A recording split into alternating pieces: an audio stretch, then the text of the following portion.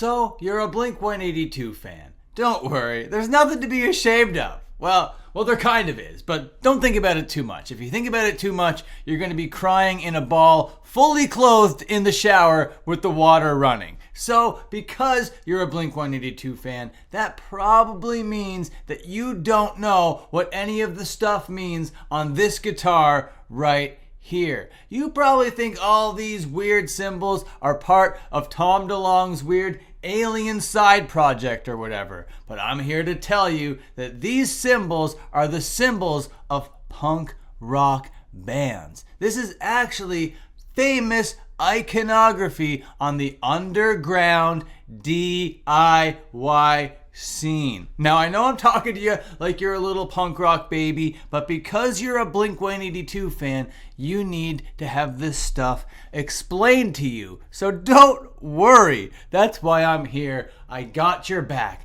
I'm going to take all of these stickers from Fender's Starcaster famous custom guitar that they made for Blink-182 guitar player Tom Delonge, and I'm going to go through all these stickers. I'm going to tell you exactly what the band is, what the band is called, where the band is from, some of the songs from that band, and my personal opinion of the band. Now, I know I was a little bit rude here at the beginning. I know I might have been talking down to you a little bit, making fun of the fact that you still like Blink-182 in the year 2023. Like, what the frick is wrong with you? And just to put it into perspective for you, I'm also in the year 2023, and I've made like 150 videos on this band. So I'm not meaning to throw any shade at you, because there's actually quite a bit more that can be thrown at me. And that's going to be totally fine if I don't think about it enough. Like I said at the beginning of the video, I don't want to find myself fully clothed in a running shower, okay?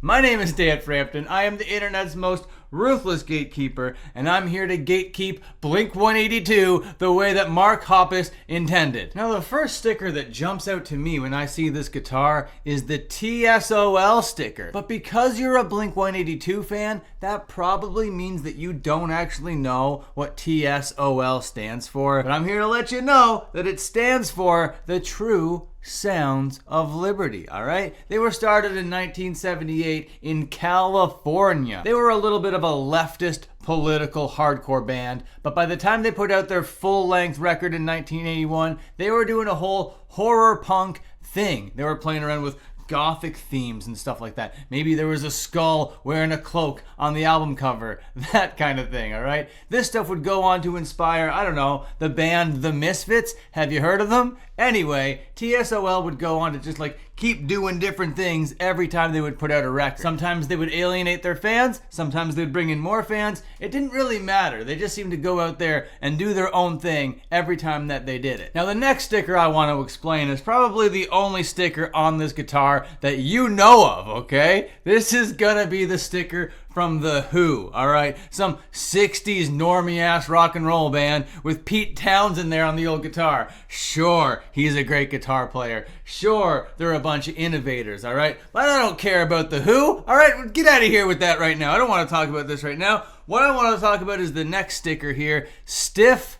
Little Fingers, all right? We're talking about a UK punk band from Belfast, Northern Ireland. They were the first punk band in Belfast to release a record, okay? Talk about influencers. Talk about innovators. Talk about being godfathers of a specific genre in a specific area. Stiff Little Fingers had it all. They came out in 1977. They broke up for a bit. They got back together in 1987 and are still active today, all right? See this Fugazi sticker over here? Yeah, sure, they're like some DC melodic hardcore band or whatever, but they are famously not Minor Threat. Therefore, I don't care about them, all right? I could never get into Fugazi. Sure, a whole bunch of people are gonna hang their hat saying, this is the best hardcore band of all time. This is the most influential DIY band of all time. But because they just weren't Minor Threat, they were never gonna do it for me, okay? So Ian MacKaye, I think you should just go back in a time machine and just perpetually live in the early 80s, because the late 80s made you look like a pretentious snob head. And that's when this Fugazi stuff was happening. I'm starting to see kind of a theme going on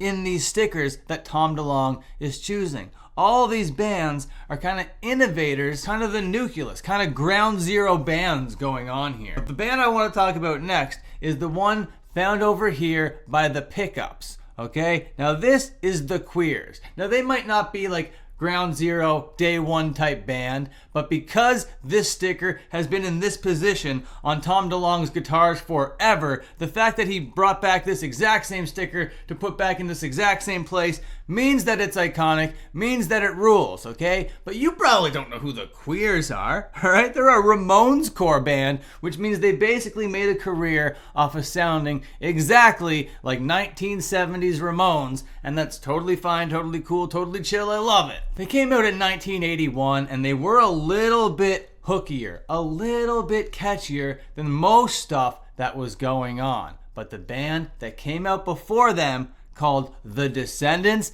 they were doing this hooky, catchier version of hardcore punk rock before anybody, okay? This is where pop punk was invented. You talk about ground zero bands. You talk about influencers and innovators, historical icons, okay? We're talking about The Descendants, okay? What can you say? Milo went to college. Bill Stevenson, the drummer, was actually like the songwriter and the head of the band. That's crazy. But then he also went on to do Black Flag. Then he just took all the members without Milo and did this band called All. Bill Stevenson is a mad genius. Now you've definitely seen this next band's logo in pins and patches all over jean jackets and leather jackets and vests and the like, okay? This is the cross with the line through it. This is Bad Religion. They kind of took that catchy, hooky thing that the Descendants were doing and just sped it up. And in the process, they invented skate punk, okay? So now you want to talk about another Godfather band that this guy is just slapping on his guitar. Now the next band I want to talk about on this guitar is the last band on the guitar and is my personal favorite band on this guitar, but it's also a bit of a head scratcher.